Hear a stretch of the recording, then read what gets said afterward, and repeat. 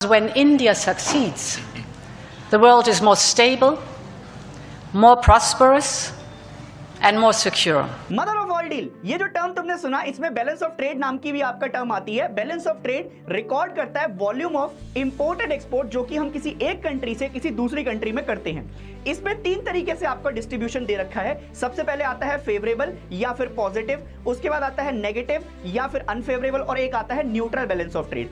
अब जो इंपोर्ट अगर किसी कंट्री के एक्सपोर्ट से ज्यादा हो जाए, उनकी वैल्यू ज्यादा हो जाए, तो वहां पर होती है नेगेटिव या अनफेवरेबल बैलेंस ऑफ ट्रेड। अगर किसी कंट्री के एक्सपोर्ट ज्यादा हो जाते हैं और इंपोर्ट कम हो जाती है, उनकी वैल्यू कम हो जाती है, तो वहां पर आता है पॉजिटिव या फेवरेबल बैलेंस ऑफ ट्रेड। और अगर दोनों में आपका इंपोर्ट एक्सपोर्ट बराबर देखने को मिले, जो कि बहुत कम देखने को मिलता है, तो वहां पर होती है न्यूट्रल बैलेंस ऑफ ट्रेड।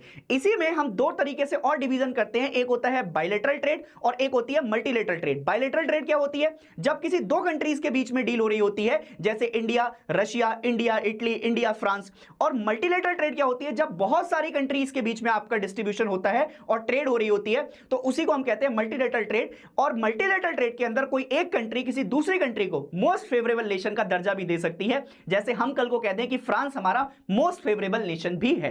अगर आप मुझे यह बता दें कि एलपीजी के रिफॉर्म के बाद जो केस ऑफ फ्री ट्रेड या बहुत सारे आपका एलपीजी रिफॉर्म्स आए थे, वो कौन से ईयर में आए थे, तो आपका कमेंट सेक्शन वेट कर रहा है। मैं मिलूंगा आपको नेक्स्ट वीडियो के साथ, तब तक के लिए जय हिंद।